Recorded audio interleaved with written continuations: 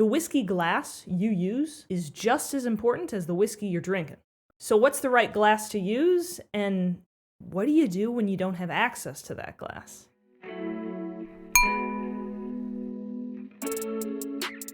So before we get started, I should note there are two key pieces of tasting whiskey. Most prominently, of course, is the taste, what your palate is taking in.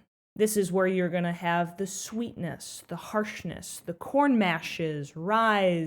You're going to taste the whiskey. But the second piece is probably the most undervalued part of a whiskey to novice tasters. It's the nose. When you describe the nose of a whiskey, it's actually the aromas that come off the spirit when you swirl it, when it's moving around. It releases a lot of those aromas, and that is critical, almost as much as the taste. This has to do about how linked our senses are of taste and smell and how they actually play off of each other. Why? What do I look like, Bill Nye? This isn't a science channel, look it up. So what's the right glass to use, and what do you do when you don't have access to that glass? Essentially, what we want is a style of glass that won't let these aromas escape so easily out of the glass. This is where our Glencairns come into play.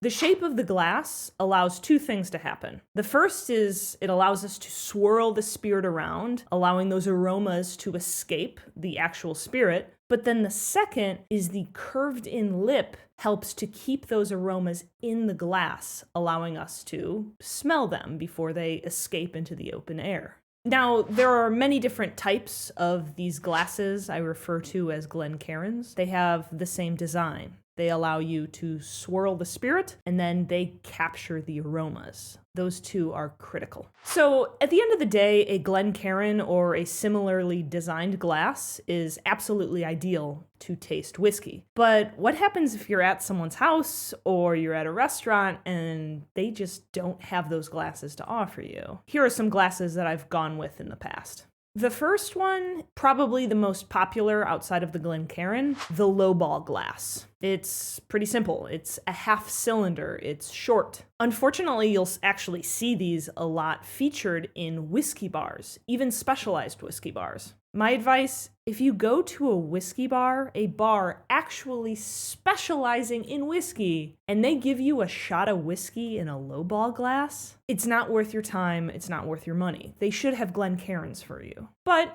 if you're at a restaurant or you're at a friend's place, there's no reason why you wouldn't be happy with a lowball glass. Unfortunately, what it's missing is, of course, the curved-in lip. You're going to have a hard time actually getting the nose of the whiskey or the scent, that aroma. You're not going to get the deeper, rich, subtle notes that are in the whiskey. The next option that I'd suggest is a tall shot glass or an extra large shot glass. I'll be honest with you, this is probably the worst of the best options. If it's a large shot glass, at least you have room for the spirit to move around the glass and release those aromas. But considering the general shape of a shot glass, those aromas are gonna escape pretty quickly. It's not going to be concentrated. You're not going to be able to really take it in and get that nose. Or maybe a good idea is to just do a small taste in a shot glass. Then it really will have that space, and maybe you can catch those aromas before they escape. But at the end of the day, you're going to get a lot of the harshness of the whiskey, and you're really not going to get much of the subtleness.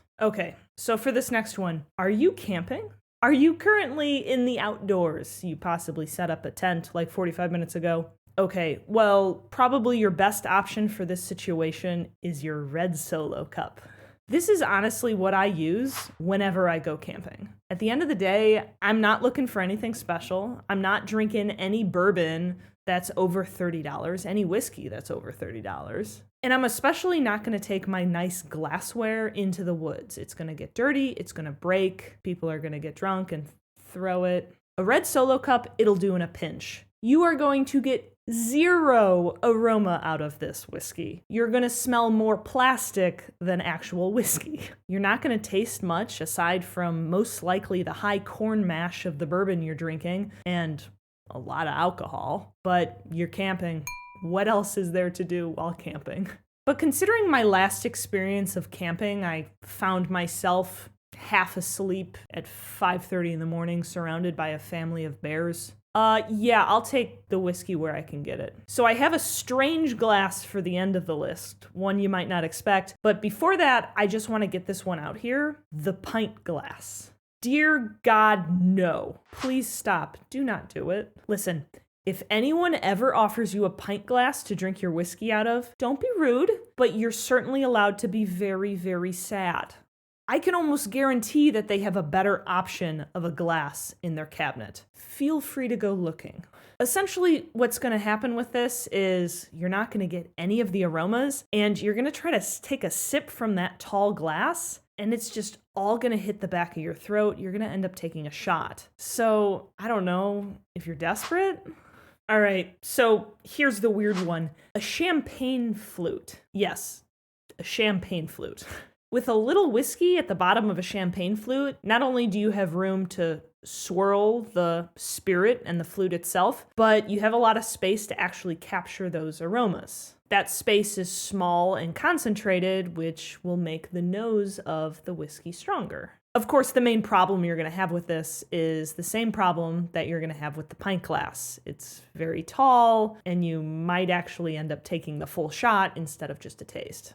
But at the end of the day, you're going to look super classy, so bonus. So there's some ideas on not only the proper whiskey glass to use, but also the whiskey glass to use in a pinch.